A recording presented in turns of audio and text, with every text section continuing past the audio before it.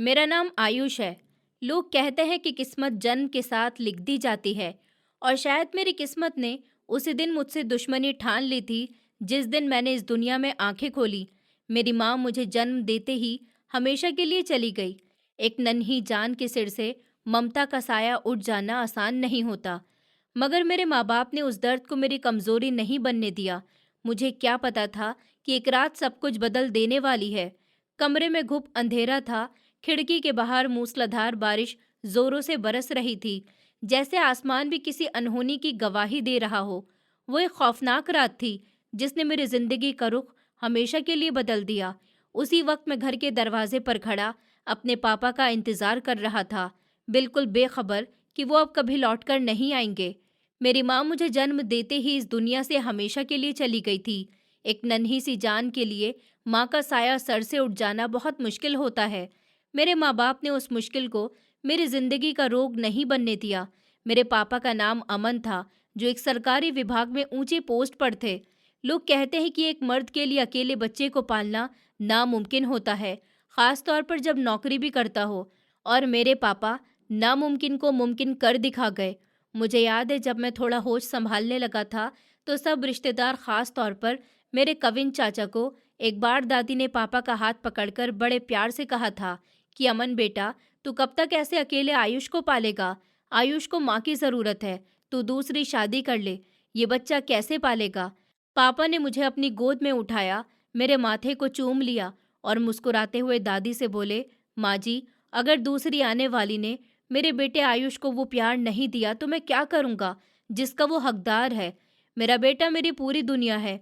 मैं इसको सौतेली माँ के रहमो करम पर नहीं छोड़ सकता हूँ। उसका बाप हूँ और मैं ही इसकी माँ भी। और सच में उन्होंने कभी मुझे माँ की कमी महसूस नहीं होने दी थी। वो सुबह सवेरे उठते, मुझे तैयार करते, नाश्ता करवाते और अपने साथ ऑफिस ले जाते। उनके ऑफिस में एक छोटा सा कमरा था जहाँ पर मेरे खिलौने भी रखे हुए होते। वो फाइल निपटाते और बीच बीच में आकर मेरे साथ खेलते भी। मैं 4 साल की उम्र तक दुनिया की सबसे सेफ जगह अपने पापा के ऑफिस को समझता था। फिर जब मैंने स्कूल जाना शुरू किया तो हमारा रूटीन बदल गया। वो मुझे खुद स्कूल छोड़ने जाते और वापसी पर भी गेट पर खड़े हुए मिलते। घर आकर वो मेरे लिए खाना बनाते, मेरी एक एक बात को पूरा करते। मुझे महंगे से स्कूल में एडमिशन भी करवाया। मेरे कपड़े, मेरे जूते, मेरा बैग, हर चीज़ बेहतरीन होती थी। मैंने कभी ये सवाल ही नहीं किया कि मेरी माँ कहाँ है, क्योंकि पापा के प्यार ने मेरे दिल में कभी कोई कमी पैदा ही नहीं होने दी। मैं 8 साल का था जब मुझे दुनिया की चीज़ों की समझ आने लगी। पापा मुझे अक्सर खरीदारी के लिए साथ ले जाते। वो मुझे हर चीज़ की कीमत बताते थे, ये सिखाते कि कौन सी चीज़ अच्छी है और कौन सी खराब है। हमारी ज़िंदगी बहुत ही अच्छी गुजर रही थी। ऐसा लगता था कि जैसे हम दोनों बाप बेटे की एक अलग ही दुनिया है, जिसमें दुख का कोई हिस्सा ही नहीं। एक दिन हम बाजार में थे कि पापा को पैसों की ज़रूरत पड़ी। वो मुझे लेकर एक एटीएम मशीन के केबिन में दाखिल हुए और मैं हैरत से उस मशीन को देख रहा था जिसमें बटन लगे हुए थे। पापा ने अपनी जेब से एक कार्ड को निकाला और मशीन के अंदर डाल दिया। उन्होंने मुड़कर मेरी तरफ देखा और मुस्कुराते हुए बोले कि आयुष बेटा देखो, ये एक जादुई कार्ड है। जब भी हमें पैसों की ज़रूरत होती है तो हम इस मशीन में डालते हैं और पैसे बाहर आ जाते हैं। तो मैंने मासूमियत से आंखें फाड़ कर पूछा, पापा क्या ये मशीन सबको पैसे देती है? पापा ने हंसते हुए मेरे सर पर हाथ फेरा और संजीदगी से समझाने की कोशिश करने लगे कि नहीं बेटा, ये मशीन सिर्फ तब पैसे देती है जब हम इसको एक सीक्रेट कोड बताते हैं, उसको पिन कोड कहते हैं। और अगर ये कोड गलत हो जाए तो फिर मशीन भी नाराज हो जाती है और कार्ड वापस नहीं करती। फिर पापा ने मुझे गोद में उठाया ताकि मैं पिन कोड देख सकूं। उन्होंने मेरे कान में हल्की आवाज में कहा कि देखो, मैं तुम्हें अपना कोड बताता हूँ। ये हम दोनों का राज है, कभी किसी और को नहीं बताना। उन्होंने मेरी नन्ही सी उंगली पकड़कर 4 अंकों का कोड दबाया। मशीन से आवाज निकली और पैसे बाहर आ गए। मैं खुशी से ताली बजाने लगा। मुझे उस वक्त अंदाजा ही नहीं था कि ये छोटा सा सबक और वो 4 अंकों का कोड मेरी जिंदगी में आगे चलकर कितना ज्यादा जरूरी किरदार निभाने वाला है। पापा शायद जानते थे कि जमाना बहुत जालिम है, इसलिए वो मुझे वक्त से पहले ही समझदार बना रहे थे। उस दिन भी मैं खुशी खुशी स्कूल गया। पापा ने मुझे स्कूल के गेट पर उतारा और उन्होंने गाड़ी का शीशा नीचे किया और मुझे हाथ हिलाकर बाय कहा। उनके चेहरे पर वही प्यारी सी मुस्कुराहट थी जो मेरा दिन खुशी से भर देती थी। अपना ख्याल रखना आयुष, मैं शाम को जल्दी आ जाऊंगा। आज हम तुम्हारी पसंद का खाना भी खाने चलेंगे।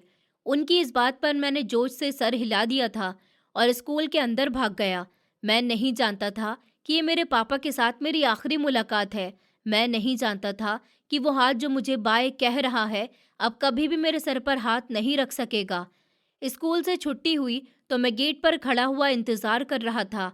हमेशा वक्त से पहले पहुंचने वाले पापा आज मौजूद ही नहीं है। बारिश तेज हो गई थी। बाकी बच्चे अपने मम्मी पापा के साथ जा रहे थे और मैं अकेला खड़ा हुआ बारिश की बूंदों को देख रहा था। अचानक से एक पुलिस की जीप और एक एम्बुलेंस स्कूल के गेट पर आकर रुक गई।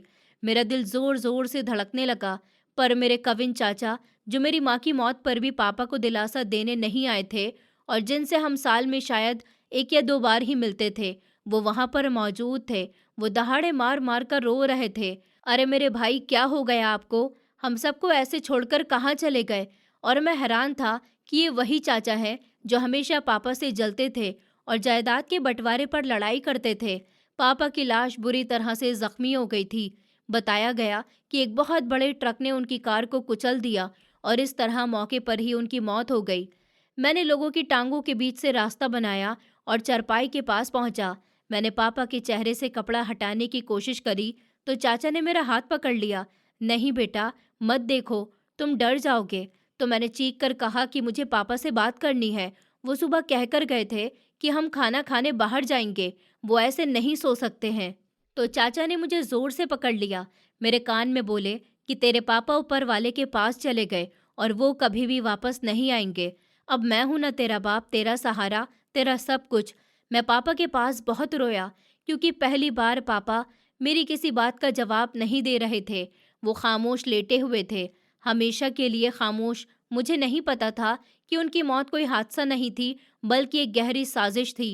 पापा के अंतिम संस्कार के बाद कविन चाचा और चाची, साथ में उनके 2 बेटे, हमारे ही घर में आकर बस गए थे।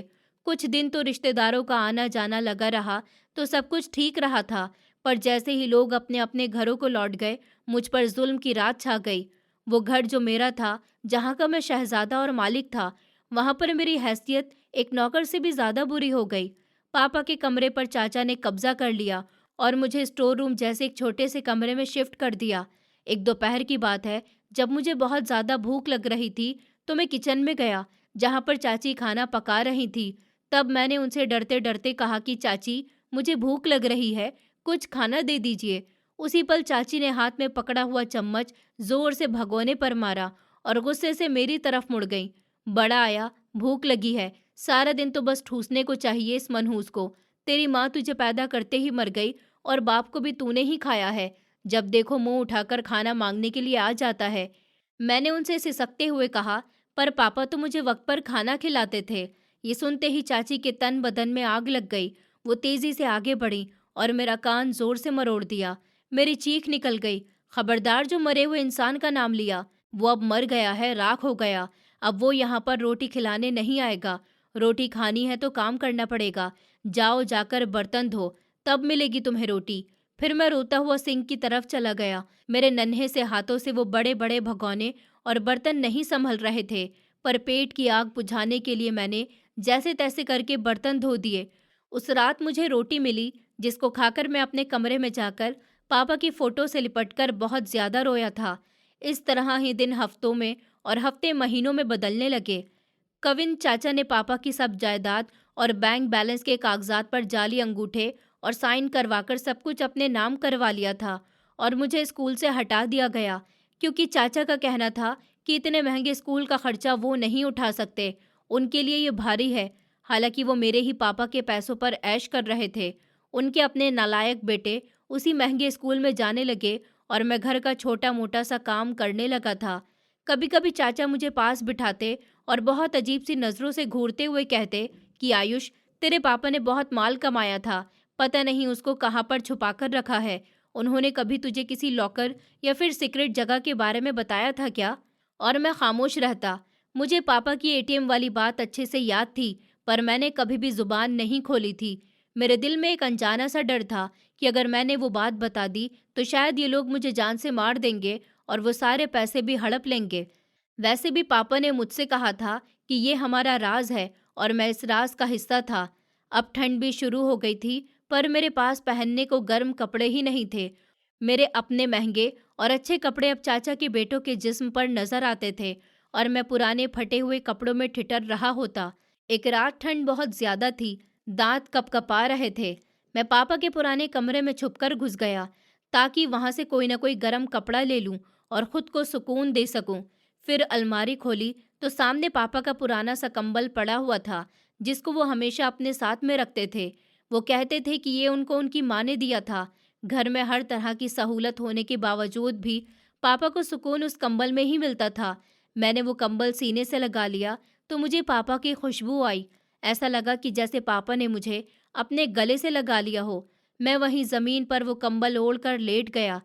काफी टाइम के बाद मुझे किसी के होने का एहसास हुआ था। मैं अभी सोने की कोशिश ही कर रहा था कि अचानक से दरवाजा खुला और कविन चाचा अंदर आ गए। उनकी आंखों में अजीब सा डर था। उन्होंने मुझे पापा के कंबल में लिपटा हुआ देखा तो उनके चेहरे पर एक जालिम सी मुस्कुराहट आ गई। तो शहजादे साहब, आप यहाँ पर आराम कर रहे हैं? उठो, चलो मेरे साथ। मैं हड़बड़ाकर उठ बैठा। कहाँ पर? तो चाचा ने मेरे कंधे पर हाथ रखा, जो बाहर से तो प्यार से भरा था, लेकिन उसकी गिरफ्त बहुत ही सख्त थी। तुझे तेरे बाप से मिलाने ले जाऊं? क्या पता वहां पर तेरे बाप को तुझसे कोई बात करनी हो और शायद वो कुछ बता दे कि उन्होंने बाकी दौलत कहाँ पर छुपाई है। मैंने चाचा की तरफ देखा। एक बच्चे के लिए अपने बाप के बारे में ये बात सुनना कितने सुकून की हो सकती थी। क्या वो सच में बात करेंगे? हाँ हाँ, क्यों नहीं, चलो तो सही। चाचा ने वही पुराना कंबल मेरे पास अच्छी तरह से लिपटा लिया और मुझे गोद में उठा लिया। मैं बहुत खुश था कि चाचा मुझे शमशान घाट लेकर जा रहे हैं, जहां पापा का अंतिम संस्कार हुआ था। पर मैं नहीं जानता था कि ये सफ़र मुझे पापा की याद की जगह एक ऐसी जगह ले जाएगा जहां से वापसी का रास्ता भी बहुत मुश्किल था। चाचा मुझे लेकर बाहर निकले तो बारिश अभी भी हो रही थी। गाड़ी में बैठते हुए मैंने सोचा कि शायद आज मेरी प्रार्थना सुनी गई है, पर मुझे क्या खबर थी कि आज की रात मेरी जिंदगी की सबसे भयानक रात होने वाली है। गाड़ी के वाइपर तेजी से चल रहे थे, पर बाहर होती मूसलाधार बारिश की वजह से कुछ भी साफ दिखाई नहीं दे रहा था। मैं पिछली सीट पर बैठा हुआ पापा के इस पुराने से कंबल में सिमटा हुआ कांप रहा था। गाड़ी के अंदर एक अजीब सी घुटन थी, शायद इसलिए कि शायद कवीन चाचा लगातार खामोश थे और बार बार पीछे देखने वाले शीशे से मुझे घूर रहे थे। उनकी नज़र में एक ऐसा डर था जिसको मैं उस वक्त समझ ही नहीं पाया था। मैंने डरते डरते अपनी नन्ही सी आवाज़ में पूछा कि चाचा, शमशान घाट बहुत दूर है क्या? इतनी रात गए, वहां पर जाने से हमें डर तो नहीं लगेगा? तब चाचा ने मुझे बिना पीछे मुड़े सख्त लहजे में जवाब दिया, चुप करके बैठो, ज्यादा सवाल मत करो। हम शमशान घाट नहीं जा रहे, हम ऐसी जगह पर जा रहे हैं जहां तुम्हारे पापा तुम्हारा इंतजार कर रहे हैं। ये सुनकर मेरे दिल में खुशी की एक लहर दौड़ गई। पापा मेरा इंतजार कर रहे हैं, इसका मतलब वो जिंदा है। मैंने जोश से कंबल को अपने सीने से और ज्यादा खींच लिया था। शायद चाचा मुझे सरप्राइज देना चाहते थे। मैंने खिड़की से बाहर अंधेरे में झांकने की कोशिश करी, पर बारिश की बूंदें और गाड़ी की रफ्तार ने सब कुछ धुंधला कर दिया। कुछ देर के बाद गाड़ी सुनसान से इलाके में दाखिल हुई। यहाँ पर स्ट्रीट लाइट भी कम थी और जो थी वो हल्की जल रही थी। फिर गाड़ी पुरानी इमारत के सामने आकर रुक गई। उस इमारत के लोहे का बड़ा सा गेट बंद था और उसके ऊपर एक हल्की सी रोशनी का बल्ब जल रहा था। चाचा ने गाड़ी का इंजन बंद नहीं किया, बल्कि वो वहीं पर बैठे बैठे मुझे हुक्म देने लगे कि नीचे उतरो, जल्दी। और मैं हैरान हुआ, यहाँ पर? लेकिन चाचा, यहाँ तो कोई भी नहीं है। क्या पापा अंदर हैं? तो चाचा ने गुस्से से दरवाज़ा खोला, बाहर निकले और पिछला दरवाज़ा खोलकर मुझे बाजू से पकड़कर बाहर खींच लिया। बारिश का ठंडा पानी सीधा मेरे मुंह पर लगा। मैंने ठंड से सिकुड़ते हुए कंबल अपने सर पर डाल लिया। चाचा मुझे उस बड़े से गेट के सामने बने हुए एक छोटे से छज्जे तक लेकर गए, जो बारिश से थोड़ा सा बचा हुआ था। उन्होंने मुझे वहां पर बिठाया और मेरी आंखों में आंखें डालकर बोले कि यहाँ पर बैठो, यहाँ से हिलना मत, मैं गाड़ी पार्क करके आता हूँ, फिर हम अंदर जाएंगे। अंदर ही हैं तुम्हारे पापा। और उस लम्हे भी मैंने मासूमियत से सर हिला दिया। ठीक है चाचा जी, मैं यहीं पर बैठा हूँ, आप जल्दी आइएगा। फिर चाचा पलटे और तेजी से गाड़ी की तरफ भागे। वो गाड़ी में बैठे और एक पल भी खराब किए बिना गाड़ी को रिवर्स गियर में डाला। मैं वहां पर बैठा हुआ उनको देख रहा था। उम्मीद कर रहा था कि वो गाड़ी मोड़कर वापस आएंगे, पर गाड़ी ने एक जोरदार झटका खाया और फिर तेजी से अंधेरे में गायब हो गए। मैं वहीं पर बैठा रहा। 1 मिनट गुजरा, 2 मिनट से 10 मिनट गुजर गए। बारिश की तेजी बढ़ती ही जा रही थी। मेरे आसपास सन्नाटा था। सिर्फ बादलों की गरज और बारिश के गिरने की आवाज थी। मुझे अचानक से डर लगने लगा। चाचा, मैंने कांपती हुई आवाज में उनको पुकारा, लेकिन फिर कोई जवाब नहीं आया। चाचा, आप कहाँ पर है? इस बार मैंने थोड़ा सा जोर से आवाज लगाई। मेरी आवाज उस वीरान सड़क पर गूंजती रह गई। मुझे यकीन नहीं आ रहा था कि वो मुझे छोड़कर चले गए। शायद गाड़ी खराब हो गई है, या शायद वो रास्ता भूल गए। मैं अपने दिल को तसल्ली देने लगा था। मैंने अपने घुटनों के पास बाजू लपेट लिए और सर घुटनों में रख लिया। इंतजार की ये घड़ियां कितनी ज्यादा लंबी थी, मुझे अंदाजा ही नहीं था। मेरी आंखें भारी होने लगी और थकान और ठंड की वजह से मैं वहीं गेट के साथ टेक लगाए हुए सो गया। अचानक से मेरे जिस्म में ठंड की एक तेज लहर दौड़ गई, जिसने मुझे झंझोड़ कर रख दिया था। मेरी आंख खुली तो बारिश रुक गई थी, पर ठंडी ठंडी हवाएं चल रही थी। मेरे दांत बज रहे थे। मैं हड़बड़ाकर उठ बैठा। चारों तरफ गहरा अंधेरा था। मुझे फौरन से याद आया कि मैं चाचा के साथ ही यहाँ पर आया था। मैंने इधर उधर देखा, पर ना वहाँ कोई गाड़ी थी और ना ही चाचा। मेरा दिल जोर जोर से धड़कने लगा। एक अनजाने से डर ने मुझे जकड़ लिया। वो मुझे पापा के पास लाने वाले थे, पर ये तो कोई वीरान और अजनबी सी जगह थी। क्या चाचा मुझे भूल कर चले गए, या फिर उन्होंने मुझे जानबूझकर यहाँ छोड़ दिया? ये ख्याल आते ही मेरी आंखों से आंसू आने लगे थे। मैंने खुद को और पापा के कंबल में छुपाने की कोशिश करी। मैंने ठंड से बचने के लिए कंबल का कोना पकड़कर उसको अपने गले के पास लपेटने के लिए ठीक किया, तो मुझे कंबल के निचले हिस्से में सिलाई के अंदर कुछ सख्त सी चीज महसूस हुई।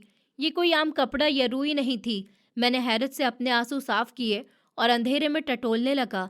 वो चीज सख्त और प्लास्टिक जैसी ही थी। मेरे अंदर अब बेचैनी जागी। मैंने कंबल के उस कोने को अपनी छोटी उंगलियों से उधेड़ना शुरू कर दिया। उसके धागे पुराने हो गए थे, इसलिए वो आसानी से टूट गए। मैंने हाथ अंदर डाला और वो चीज बाहर निकाली। स्ट्रीट लाइट की हल्की सी रोशनी में मैंने देखा कि एक नीले रंग का कार्ड था। उसके ऊपर सुनहरे शब्दों में लिखा हुआ था। मैं जब इतना अच्छे से पढ़ नहीं पाता था, पर मैंने पढ़ना शुरू करा। AAYUSH, आयुष। मेरे मुंह से एकदम से निकला। अरे, ये तो मेरा ही नाम था। ये एक बैंक कार्ड था, बिल्कुल वैसे ही जैसे पापा के पास होता था। और उस कार्ड के साथ एक छोटी सी पर्ची भी चिपकी हुई थी, जिस पर 4 अंक लिखे हुए थे। मेरा दिमाग तेजी से घूमने लगा।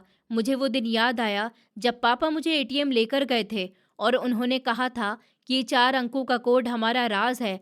मैंने पर्ची पर लिखे हुए नंबर पढ़े, तो ये वही नंबर थे। मेरे नन्हे से दिमाग में ये बात बैठ गई कि कार्ड पापा ने मेरे लिए ही रखा था, पर वो कंबल के अंदर क्यों था? क्या पापा को पता था कि मेरे साथ कुछ बुरा होने वाला है? अभी मैं इन सब में ही खोया हुआ था कि अचानक से मेरे पीछे मौजूद लोहे का भारी गेट चरचराहट के साथ खुल गया। मैं डर की वजह से उछल पड़ा और कार्ड जल्दी से अपनी जेब में छुपा लिया। तभी वहां गेट से एक अधेड़ उम्र आदमी बाहर निकला, जिसके हाथ में टॉर्च थी। उसने टॉर्च की रोशनी सीधी मेरे चेहरे के ऊपर डाली। मैंने अपनी आंखों के आगे हाथ रख लिया। कौन है वहां पर? इतनी रात गए यहाँ पर क्या कर रहे हो? उस आदमी की आवाज में सख्ती थी, पर लहजा नरम था। मैं सहमी हुई आवाज में बोला कि मैं आयुष हूँ। मैं अपने चाचा का इंतजार कर रहा हूँ। वो आदमी पास आया और मेरे सामने झुक गया। उसने मेरे भीगे हुए कपड़े और मेरे पास लिपटा हुआ पुराना सा कंबल देखा। उसकी आंखों में हमदर्दी आ गई। बेटा, यहाँ पर अब कोई चाचा नहीं आने वाले। तुम्हें यहाँ पर कब से बैठाया हुआ है? मैंने रोते हुए कहा कि बहुत देर हो गई। वो कह रहे थे कि गाड़ी पार्क करके आ रहे हैं। मेरी बातें सुनकर वो आदमी सब कुछ समझ गया। उसने अफसोस से मेरा हाथ पकड़ लिया। मेरे साथ अंदर आ जाओ बेटा, बाहर मत रहो। बाहर बहुत ठंड है। ये अनाथ आश्रम है। यहाँ उन बच्चों को रखा जाता है जिनका कोई घर नहीं होता, कोई अपना नहीं होता। तो मैंने अपना हाथ छुड़ाने की कोशिश करी, पर मेरा घर तो है। मेरे पापा ने बहुत प्यारा घर बनाया है। मैं कोई लावारिस नहीं हूँ। मेरे चाचा बस अभी आते ही होंगे। उन्होंने ठंडी आह भरी और नरमी से बोले कि तुम्हारे चाचा तुम्हें यहाँ पर छोड़ कर गए हैं आयुष। वो अब वापस नहीं आएंगे। अगर उनको वापस आना ही होता तो वो तुम्हें बारिश में ऐसे बाहर नहीं बैठाते। चलो अंदर चलो। उस बात ने मेरे दिल में एक गहरी तकलीफ ला दी। वो वापस नहीं आएंगे, ये बात मेरे दिमाग में उतर गई और खामोशी से उसके साथ मैं अंदर चला गया। अंदर एक बड़ा सा हॉल था जहाँ बहुत से बच्चे जमीन पर सो रहे थे। मुझे भी एक कोने में जगह दे दी गई। मैं सारी रात जागता रहा। मेरी मुट्ठी में वो कार्ड दबा हुआ था जो अब मेरी आखिरी उम्मीद था। अगली सुबह जब सूरज निकला तो अनाथ आश्रम का मंजर बहुत साफ था। वहां पर बहुत से बच्चे थे। कुछ खेल रहे थे तो कुछ रो रहे थे। मुझे अनाथ आश्रम के ऑफिस में बुलाया गया। मैं वहां गया तो वही आदमी बैठा हुआ था जो रात मुझे अंदर लेकर आया था। वो उस अनाथ आश्रम के हेड थे जिनको सब बच्चे सरजी कहते थे। उन्होंने मुझे कुर्सी पर बिठाया और प्यार से पूछा कि बेटा सच सच बताओ, तुम्हें यहाँ कौन छोड़कर गया और तुम्हारे मम्मी पापा कहाँ हैं। तब मैंने कुछ लम्हे खामोश रहने के बाद अपनी जेब से वो बैंक का कार्ड और पर्ची निकालकर उनके सामने मेज पर रख दी। सरजी ने हैरत से उस कार्ड को उठाया और उसको उलट पलट कर देखा। ये क्या है? ये तुम्हें कहाँ से मिला? मैंने रोनेहाई आवाज में कहा कि ये मेरे पापा का है। उन्होंने ये कंबल में छुपाकर रखा हुआ था। उस पर मेरा नाम लिखा है और ये जो पर्ची है इसका कोड है। पापा कहते थे कि इस मशीन से पैसे निकलते हैं। सर जी हैरान रह गए। उन्होंने कार्ड पर मेरा नाम पढ़ा और फिर पर्ची को देखा। वो कुछ देर गहरी सोच में डूबे रहे, फिर मुस्कुराकर बोले कि तुम्हारे पापा बहुत समझदार इंसान लगते हैं। शायद उनको पता था कि उनके जाने के बाद उनके बेटे के साथ क्या सुलूक होगा। ये तुम्हारा है बेटा, अगर इसमें कुछ भी पैसे हुए तो वो सिर्फ तुम्हारे ही होंगे। मैंने उम्मीद भरी नज़रों से उनको देखा। क्या हम देख सकते हैं कि इसमें कितने पैसे हैं? मैं इन पैसों से अपने घर पर वापस जाना चाहता हूँ। मैं वो घर चाचा से वापस लेना चाहता हूँ। तो सरजी ने सर हाँ में हिलाया। हाँ, हम देख सकते हैं। चलो मेरे साथ। वो मुझे लेकर करीब के बाजार में मौजूद एक एटीएम मशीन पर लेकर गए। रास्ते में मेरा दिल जोर जोर से धड़क रहा था। क्या सच में उसमें पैसे होंगे? ये चाचा ने जैसे घर और गाड़ी हथिया ली वैसे ही बैंक के पैसे भी निकाल लिए होंगे। पर ये कार्ड तो छुपा हुआ था। फिर हम मशीन के सामने पहुंचे। मेरा कद छोटा था, इसलिए सरजी ने मुझे उठाकर मशीन के बटनों तक पहुंचाया। उस लम्हे मेरे हाथ कांप रहे थे। मैंने कार्ड मशीन के अंदर डाला। मशीन ने कार्ड को ले लिया और कोड मांगा। फिर मैंने कांपते हुए हाथों से वही 4 अंकों के कोड को दबाया जो उस पर्ची पर लिखे हुए थे। मैंने आंखें बंद करके प्रार्थना की कि ऐ ऊपर वाले मदद करना, और मशीन में बीप की आवाज़ निकली और स्क्रीन में कोई इंटरफेस खुल गया। वहां पर ऑप्शन आ रहा था बैंक इंक्वायरी। तो सरजी ने मुझे एक बटन दबाने का इशारा किया। मैंने उस बटन को दबाया और कुछ सेकंड के इंतजार के बाद स्क्रीन पर कुछ अंक दिखे। सरजी की आंखें हैरत से फैल गईं। मैं अगर चाहे छोटा था, पर इकाई, ढाई, सैकड़ा का हिसाब स्कूल में सीख चुका था। उस पर नजर आने वाली रकम हजारों या लाखों में नहीं थी, बल्कि उससे भी कहीं ज्यादा थी। सरजी ने एकदम से मेरे सर पर हाथ रखा और जज्बाती लहजे में बोले कि ऊपर वाले तेरा शुक्र है। आयुष बेटा, तुम जानते हो कि ये कितने पैसे हैं? तुम्हारे पापा ने तुम्हारे लिए एक पूरी दुनिया छोड़ दी है। वो तुम्हारे साथ तो नहीं, लेकिन उन्होंने तुम्हारा सहारा बनने का इंतजाम पहले ही कर दिया था। मेरे होश उड़ने लगे। एटीएम में बहुत से पैसे थे। मैंने वहां से कुछ 1000 रुपए निकलवाए। मशीन से नोट निकलते देखकर मुझे पापा की बहुत याद आ गई कि ये जादुई कार्ड है। एटीएम मशीन की स्क्रीन पर चमकते उन अंकों ने मेरी जिंदगी का रुख मोड़ दिया था। मैंने कांपते हुए हाथों से पैसे निकाले और उनको अपनी जेब में रख लिया।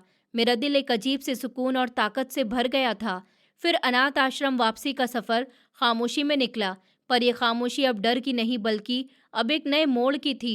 जब हम अनाथ आश्रम वापस पहुंचे तो सर जी मुझे सीधा अपने ऑफिस में लेकर गए। उन्होंने दरवाज़ा बंद किया और मेरे सामने बैठ गए। उनके चेहरे पर संजीदगी थी। उन्होंने हल्के लहजे में कहा कि आयुष बेटा, ये दौलत तुम्हारी है, पर याद रखना, जिस सांप ने तुम्हारे पापा को डसा है वो अभी भी मौजूद है। अगर तुम्हारे चाचा को खबर हो गई कि अमन साहब ने तुम्हारे नाम इतनी बड़ी रकम भी छोड़ी है तो वो तुम्हारी जान के दुश्मन बन जाएंगे। हमें इस राज को राज ही रखना होगा। मेरी उम्र कम थी, पर हालात ने मुझे वक्त से पहले ही बड़ा कर दिया था। सर जी, मैं ये सिर्फ पैसे अपने लिए नहीं बल्कि हम सबके लिए खर्च करना चाहता हूँ। मैं नहीं चाहता कि यहाँ पर कोई भी बच्चा ठंड से ठिठरे या फिर भूखा सोए। सर जी की आंखों में नमी उतरने लगी। उन्होंने आगे बढ़कर मेरे माथे को चूम लिया। तुम बिल्कुल अपने पापा पर गए हो। बेफिक्र रहो, मैं तुम्हारा राज अपने तक ही रखूंगा और तुम्हारा ख्याल भी। उस दिन के बाद अनाथ आश्रम का नक्शा ही बदलने लगा था। सर जी ने बड़ी होशियारी से काम लिया। वो थोड़ा थोड़ा पैसा निकलवाते और अनाथ आश्रम की ज़रूरत को पूरा करते। किसी को कानो कान खबर ही नहीं हुई कि ये मदद कहाँ से आ रही है। बच्चों के लिए नए गद्दे आए, गर्म कंबल का इंतज़ाम हुआ और सबसे बढ़कर हमारे लिए बेहतर ट्यूटर का बंदोबस्त किया गया। मैंने पैसों से अपनी पढ़ाई पर बहुत ज़्यादा ध्यान देने का फैसला किया।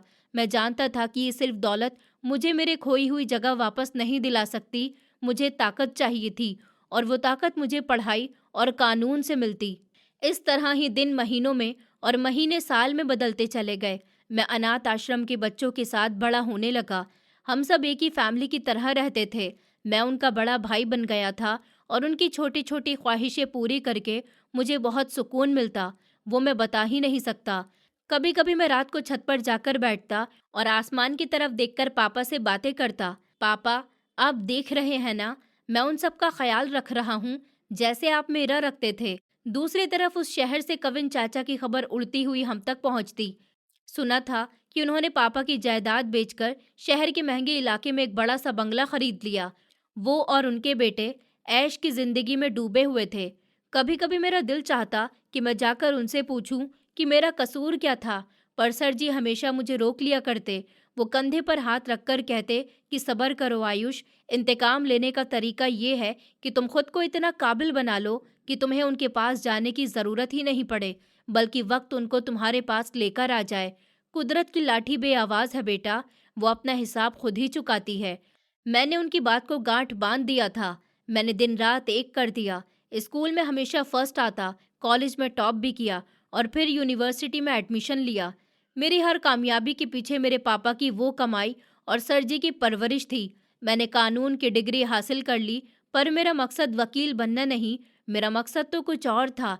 मैं वो बनना चाहता था जिससे जालिम डरते हों। मैं अपने पापा की तरह सरकारी विभाग वाला नहीं बनना चाहता था, पर उनसे ज़्यादा ताकतवर बनना चाहता था कि मैं सिस्टम के अंदर रहकर उन घाव का इलाज कर सकूं जिन्होंने मेरे और मुझ जैसे कई बच्चों की ज़िंदगी बर्बाद की।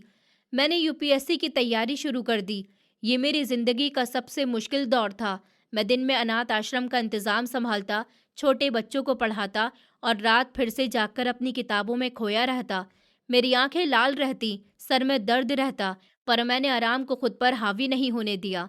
फिर इम्तिहान के दिन करीब आए। मैंने अपनी पूरी जान लगा दी थी। इसके बाद इंटरव्यू का स्टेप शुरू हुआ। वहाँ सामने बैठते हुए मुझे पापा याद आए। उन्होंने हमेशा सच का साथ दिया था। इंटरव्यू लेने वाले ऑफिसर ने मुझसे पूछा कि आयुष, आप पुलिस ऑफिसर ही क्यों बनना चाहते हैं? तुम्हारे पास तो और भी बहुत से रास्ते हैं। तो मैंने कॉन्फिडेंस से भरे लहजे में जवाब दिया कि सर, मैंने बचपन में देखा है कि जब कानून कमज़ोर पड़ता है तो अनाथों के सर से छत छीन ली जाती है। मैं वो दीवार बनना चाहता हूँ जिससे टकराकर जुल्म का तूफान वापस मुड़ जाए। मेरे पापा एक ईमानदार आदमी थे। मैं उनका अधूरा मिशन पूरा करना चाहता हूँ। मेरे जवाब में ऐसा दर्द और सच्चाई थी कि पूरा पैनल खामोश हो गया। रिजल्ट का जब दिन आया तो मैं अनाथ आश्रम की बैठक में बच्चों के बीच में बैठा हुआ था। सर जी लैपटॉप पर लिस्ट चेक कर रहे थे और उनके हाथ कांप रहे थे। उन्होंने एक जोरदार आवाज़ लगाई, अरे आयुष बेटा, तुमने तो कमाल कर दिया, तुमने एग्ज़ाम क्लियर कर लिया। आश्रम में खुशी की लहर दौड़ गई। बच्चे मुझसे लिपट गए। सर जी की आंखों में से खुशी के आंसू जारी हो गए थे। मैंने आसमान की तरफ देखा और मुस्कुरा दिया। पापा, आपका बेटा पुलिस ऑफिसर बन गया। ट्रेनिंग का मोड़ बहुत ज़्यादा सख्त था। मेरे गुजरे हुए वक्त की सख्तियों के सामने ये कुछ भी नहीं थे।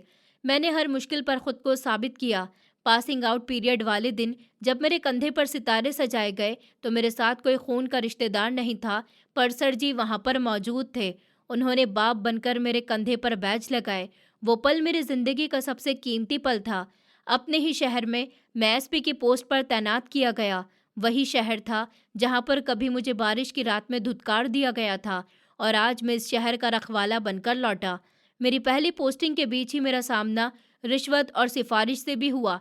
मेरे ऑफिस में बड़े बड़े सियासत वाले और हर तरह के लोग आते और नोटों की गड्डी मेरी मेज़ पर रखते। एक दिन एक बड़े बिजनेसमैन ने मेरे सामने नोटों से भरा हुआ ब्रीफकेस रख दिया और कहा कि एसपी साहब, ये आपके लिए मिठाई है, हमारा छोटा सा काम कर दीजिए, आपकी ज़िंदगी संवर जाएगी। मैंने नफरत से उस ब्रीफकेस को देखा और कुर्सी से उठकर खड़ा हुआ। मेरी आवाज़ में वो गरज थी जो सालों पहले दब गई थी। मैं अमन साहब का बेटा हूँ। मेरी कीमत लगाने की कोशिश भी मत करना, वरना हथकड़ी तुम्हारे हाथों में होगी। वो आदमी मेरा चेहरा देखता रह गया और अपना सामान लेकर चला गया। इस तरह शहर में धूम मच गई थी कि एक नया एसपी बहुत सख्त और ईमानदार आया है। मुझे पता था कि ईमानदारी की कीमत चुकानी पड़ती है, पर मैं हर कीमत चुकाने को तैयार था। मैंने अपनी सैलरी और पापा की छोड़ी हुई रकम से एक बड़ा प्रोजेक्ट शुरू किया। मैंने उस अनाथ आश्रम को एक बहुत अच्छे स्कूल और हॉस्टल में बदल दिया। वहाँ पर हर वो सहूलत दी जो मुझे बचपन में नहीं मिली थी। मैं अक्सर वर्दी में वहाँ पर जाता और बच्चों के साथ वक्त गुजारता। अब मेरी उम्र 28 साल हो गई थी। मैं एक कामयाब, ताकतवर और इज्जतदार आदमी बन गया था। पर एक तकलीफ थी जो अभी भी बाकी थी। कविन चाचा और उनकी फैमिली। मैंने अपने ज़रिए से उनकी खबर रखना शुरू कर दी थी। मुझे पता चला कि उन्होंने हमारी दौलत जो कब्जाई थी, उन्होंने उसको बर्बाद कर दिया। चाचा के दोनों बेटे, जो कभी मेरे महंगे स्कूल में पढ़ते थे, अब वो बिगड़ गए थे। एक बड़ा बेटा जुए खेलने का आदी बन गया और छोटा बदमाश बन गया। कविन चाचा बीमार रहने लगे और उनकी दौलत तेजी से खत्म हो रही थी। एक दिन मैं अपने ऑफिस में बैठा हुआ फाइल देख रहा था कि मेरा सिपाही अंदर दाखिल हुआ और उसके हाथ में फाइल थी। उसने सैल्यूट किया और बोला कि सर, किसी की जान लेने का केस आया है। 2 लड़कों ने नशे की हालत में एक दुकानदार को जान से मार दिया। हमने उनको गिरफ्तार कर लिया है, पर उनका बाप बाहर शोर मचा रहा है। वो कह रहा है कि उसके बच्चे बेकसूर हैं। मैंने सर उठाकर पूछा कि क्या नाम है उन लड़कों का। सर, एक का नाम राहुल है और एक का नाम चेतन। मेरे कलम की हरकत रुक गई। ये नाम मेरे लिए बिल्कुल भी अजनबी नहीं थे। ये तो मेरे चचेरे भाइयों के नाम थे। मैंने सर उठा लिया और सिपाही की आंखों में देखा। और उनके बाप का क्या नाम है? सर, कवीन नाम है। ये नाम सुनते ही मेरे दिमाग में वो बारिश वाली रात घूम गई। वो ठंडी रात और अनाथ आश्रम का गेट। मेरा दिल जोर जोर से धड़कने लगा। कुदरत ने अपना खेल खेल लिया था। वो लम्हा आ पहुंचा था जिसका सरजी ने मुझसे जिक्र किया। मैंने गहरी सांस ली और कुर्सी के पीठ से टेक लगा ली। मैंने अपने सिपाहियों से कहा कि उनको हवालात में डाल दो और उनके बाप से कहो कि अगर वो अपने बेटों की रिहाई चाहते हैं तो उनको खुद एसपी साहब के सामने पेश होना पड़ेगा। इस बात से सिपाही हैरान हुआ कि मैं इतनी दिलचस्पी क्यों ले रहा हूँ, पर उसने हुक्म को माना कि जी सर। उसके जाने के बाद मैं उठा और खिड़की के पास जाकर खड़ा हो गया। बाहर मौसम बहुत भारी था, बिल्कुल वैसे ही जैसी घटा छाई हुई थी जैसे 20 साल पहले उस रात थी। मैंने अपनी वर्दी को ठीक किया और आज अदालत लगने वाली थी और जज कोई और नहीं बल्कि वही बच्चा था जिसको एक कंबल में लपेटकर कूड़े के ढेर की तरफ फेंक दिया गया था। अगले कुछ घंटे मेरे लिए बहुत ज्यादा भारी थे। मैं जानता था कि वो आने वाला है, वो आदमी जिसने मेरी जिंदगी को बर्बाद करने की कोशिश करी थी। आज वो मेरी चौखट पर भिखारी बनकर आने वाला था। शाम के साए गहरे हो रहे थे जब मेरे ऑफिस के दरवाजे पर दस्तक हुई। चपरासी ने अंदर आकर खबर दी कि सर, वो मुजरिम के पापा मिलने आए हैं। बहुत रो रहे हैं, कह रहे हैं कि साहब के पैर पकड़ लूंगा, बस मेरे बच्चों को बचा ले। मैं अपनी घूमने वाली कुर्सी पर बैठा हुआ था। मेरा रुख खिड़की की तरफ था और पीठ दरवाजे की तरफ। मैंने हाथ के इशारे से कहा कि भेज दो। फिर थोड़ी देर के बाद दरवाज़ा खुला और लड़खड़ाते कदमों की आवाज़ आई। एक बूढ़ा आदमी अंदर दाखिल हुआ। उसकी सांस फूली हुई थी और वो बुरी तरह से कांप रहा था। साहब जी, ऊपर वाले का वास्ता है, मेरे बच्चे मासूम हैं, मुझ पर रहम खाइए, मैं बर्बाद हो जाऊंगा। ये वही आवाज़ थी जो 20 साल पहले गरजती हुई मुझे सुनाई देती थी, जो मुझे डांटती थी, जो मुझसे पूछती थी कि तेरे बाप ने दौलत कहाँ पर छुपाई है। पर आज उस आवाज़ में ऐसी बेबसी थी। मैंने धीरे से अपनी कुर्सी घुमाई। मेरा चेहरा उस आदमी के सामने आया। उसकी नज़र ज़मीन पर थी, हाथ बंधे हुए थे। मैंने साफ लहजे में कहा कि सर उठाकर बात करिए, कविन साहब। मेरी आवाज़ सुनकर उस बूढ़े आदमी ने झटके से सर उठा लिया। उनकी धसी हुई आंखें मेरे चेहरे पर जम गई थी। एक लम्हे के लिए उनकी आंखों में पहचान की चमक आ गई, फिर हैरत और फिर डर, बहुत ज़्यादा डर। उनके चेहरे को सफ़ेद कर गया, जैसे कि उन्होंने कोई भूत देख लिया हो। मेरे ऑफिस में सन्नाटे का आलम था। दीवार पर लगी हुई घड़ी की टिक टिक भी हथौड़े की तरह बरस रही थी। मेरे सामने खड़ा हुआ बूढ़ा आदमी, जिसका नाम कविन था, पत्थर हुई आंखों से मुझे देख रहा था। उनके होठ कांप रहे थे और चेहरे का रंग लाल पड़ गया था। और कुछ बोलने की कोशिश की, पर शब्द उनके हलक में ही फंसकर रह गए। मैं कुर्सी से टेक लगाए सुकून भरे अंदाज में उनकी आंखों में झांकते हुए दोबारा से कहा, क्या हुआ कविन साहब, पहचाना नहीं आपने? या फिर 20 साल का टाइम इतना ज़्यादा लंबा होता है कि खून के रिश्ते भी धुंधला जाते हैं। उनके घुटनों में जैसे जान ही नहीं रही हो। वो लड़खड़ाए और वहीं ज़मीन पर बैठ गए। उनके मुंह से एक ही शब्द निकल पाया, आयुष। तब मैंने गहरी सांस ली और अपनी कुर्सी से उठकर धीरे धीरे करीब गया कि जी हाँ, आयुष, वही आयुष जिसको आपने उस बारिश वाली रात में कचरे की तरह अनाथ आश्रम के गेट पर फेंक दिया था, वही आयुष जिसके सर से छत छीन ली गई। आपने अपने महल की बुनियाद रखी थी। आज आप उसके ऑफिस में इस आयुष के सामने अपने बेटे की जिंदगी की भीख मांगने के लिए आए हैं। उन्होंने अपने दोनों हाथ चेहरे के ऊपर रख लिए और फूट फूट कर रोने लगे। उनकी हिचकियां बंध गईं। एक वक्त था जब उस आदमी की आवाज से घर के दरो दीवार कांपते थे, पर आज ये मेरे कदमों में पड़ा हुआ किसी बच्चे की तरह बिलख रहा था। मुझे माफ कर दो आयुष, मुझे माफ कर दो। मैं बहुत बड़ा गुनहगार हूँ। मैं अंधा हो गया था। दौलत की हवस ने मुझे जानवर बनाकर रख दिया था। मुझे लगा कि शायद मैं कुछ ज्यादा अमीर बन जाऊंगा, पर देखो आज मैं कहाँ पर खड़ा हूँ। मैंने उन्हें जमीन पर बैठे रहने दिया, क्योंकि ये जगह उन्होंने खुद अपने लिए ही चुनी थी। मैंने सख्त लहजे में पूछा कि क्या हुआ आपकी उस दौलत का, वो पैसा, वो बैंक बैलेंस जिसके लिए आपने अपने भाई की निशानी को भी नहीं छोड़ा, कहाँ गया वो सब कुछ? तो उन्होंने रोते हुए सर हिलाया और कांपती हुई आवाज में अपनी बर्बादी की कहानी सुनाई। सब कुछ खत्म हो गया है आयुष, सब राख में मिल गया। मेरी नस्ल उजड़ गई। मेरा बड़ा बेटा जुए में सब कुछ हार गया। हमारा वो घर जो मैंने तुम्हारे हिस्से के पैसों से बनाया था, वो भी बिक गया। और छोटा बेटा बुरी संगत में पड़ गया। आज वो दोनों जेल में हैं और उन पर कत्ल का इल्जाम लगा है। मेरे पास 1 रुपया भी नहीं है कि मैं वकील कर सकूं। हम किराए के मकान में रह रहे हैं और फाकों तक नौबत आ गई है। उनकी बातें सुनकर मुझे सुकून नहीं, बल्कि एक अजीब से इंसाफ का एहसास हुआ। कुदरत ने अपना हिसाब खुद कर दिया। वो आदमी जो मुझे अनाथ आश्रम पर छोड़ कर गया था ताकि सारी दौलत उनकी हो जाए, आज वो खुद ही पाई पाई का मोहताज बन गया था। मैंने मेज की तरफ कदम बढ़ाया और पानी का ग्लास उठाकर उनकी तरफ बढ़ा दिया। पानी पीजिए। पानी पीने के बाद उन्होंने मेरी तरफ देखा। उनकी आंखों में सवाल था कि आयुष, तुम इतने बड़े अफसर कैसे बन गए हो? मैंने तो तुम्हें लवारिस छोड़ा था। तुम्हारे पास तो पहनने को कपड़े भी नहीं थे। तुम यहाँ तक कैसे पहुंचे? बस वो पल था जब मुझे रास फाश करना था, जो 20 साल से मेरे सीने में कैद था, वो जो कुदरत ने कवीन साहब के साथ खेला था। मैं मुस्कुराया, एक जीत भरी मुस्कुराहट।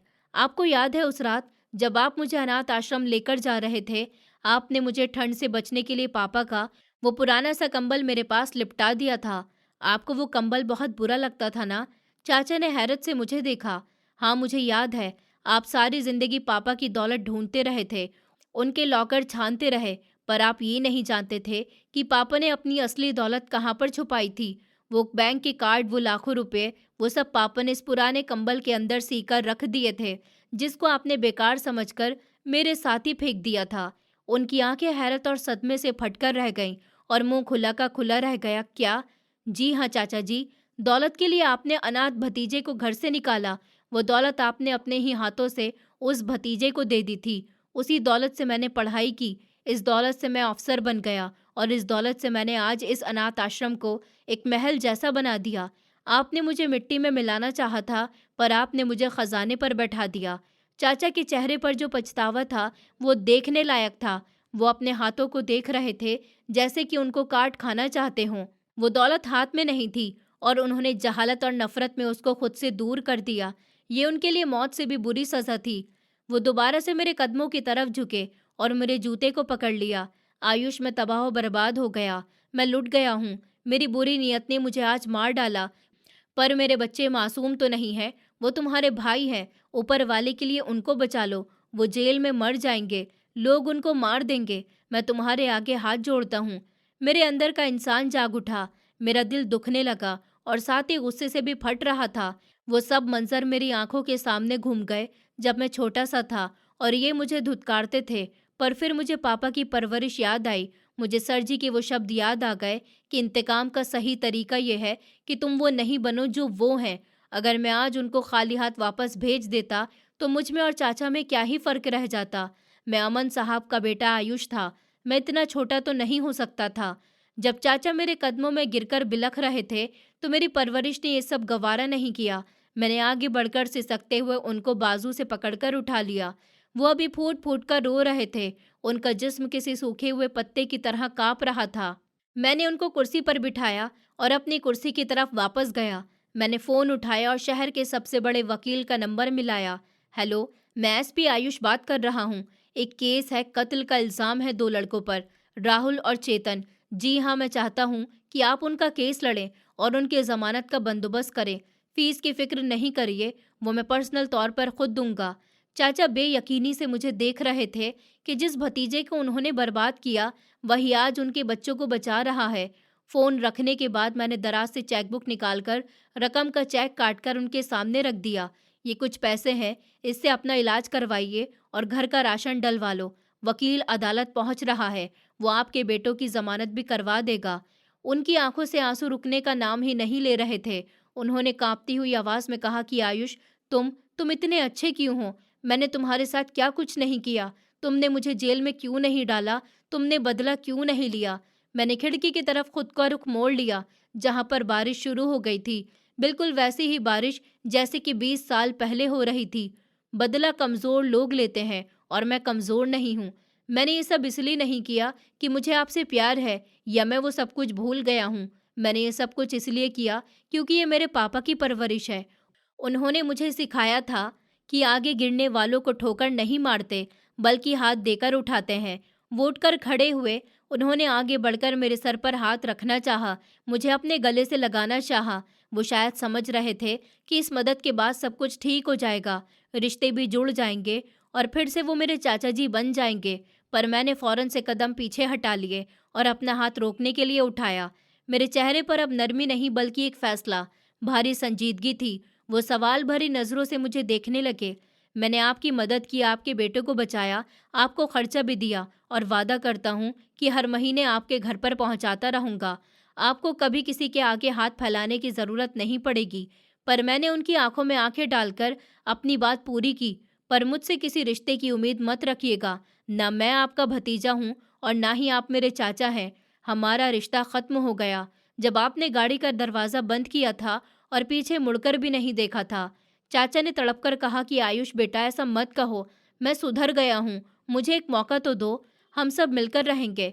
मैंने सर नामे हिलाया। मेरे लहजे में अब वो फैसला था जिसको दुनिया की कोई ताकत नहीं बदल सकती। नहीं कविन साहब, शीशा टूट जाए तो जुड़ सकता है, पर उसमें दरार हमेशा रहती है। और यहाँ तो कांच ही नहीं बचा, सिर्फ किरचियाँ ही किरचियाँ हैं। मैं आपका सहारा बन सकता हूँ, पर आपका अपना नहीं बन सकता। वो सर झुकाकर खामोश हो गए। अब उनको समझ आ गई थी कि वो क्या खो चुके हैं। वो दौलत जो शायद उनको दोबारा से मिल जाए, पर वो इज्जत और अपनापन जो उन्होंने खो दी थी, वो अब कभी भी वापस नहीं आ सकती। वो हल्के कदमों से दरवाजे की तरफ बढ़े। दरवाजे पर पहुंचकर और मुड़कर नम आंखों से मुझे देखा और फिर वो सर झुकाकर बाहर निकल गए। उनके जाने के बाद मैं काफ़ी देर तक खिड़की से बाहर बरसती बारिश को देखता रहा। मेरा दिल आज बहुत ज़्यादा हल्का था। मैंने अपना बोझ उतार लिया था। आज मुझे अनाथ आश्रम जाना था। वहाँ पर सरजी और बच्चे मेरा इंतज़ार कर रहे थे। मैंने अपनी टोपी उठाई, सर पर रखी और ऑफिस से बाहर निकल गया। बाहर मेरी सरकारी गाड़ी खड़ी हुई थी। मैं गाड़ी में बैठा और ड्राइवर को अनाथ आश्रम चलने का कहा। रास्ते में बारिश और तेज़ हो गई थी। मैंने शीशे से बाहर देखा। सड़कें वीरान थी, पर मेरा मन रोशन हो रहा था। मैं जानता था कि चाचा उनके बेटे अब कभी भी मेरे रास्ते में नहीं आएंगे। मैंने उनकी ज़रूरत पूरी करके उनका मुंह हमेशा के लिए बंद कर दिया। ये एहसान नहीं था, ये मेरी जीत थी। जब अनाथ आश्रम में कभी मैं रोता हुआ बैठा करता था, आज वहाँ पर मेरे नाम की प्लेट लगी हुई थी, आयुष फाउंडेशन। सर जी बरामदे में खड़े हुए मुस्कुरा रहे थे। मैं गाड़ी से उतरा और दौड़कर उनके गले से लग गया। सर जी, ये सब तुमने कर दिखाया। बेटे, मुझे पता था तुमने आज अपने बाप की आत्मा को खुश कर दिया। तुमने साबित कर दिया कि इंसान बड़ा दौलत से नहीं होता। मैंने आसमान की तरफ देखा। बादल अब छट रहे थे और उनके पीछे से चांद झांक रहा था। मुझे ऐसा लगा कि जैसे पापा मुझे देखकर मुस्कुरा रहे हों। उनकी वो बात मेरे कानों में गूंज रही थी कि ये पिन कोड हमारा राज है। हाँ, वो राज ही मेरी ताकत बन गया था।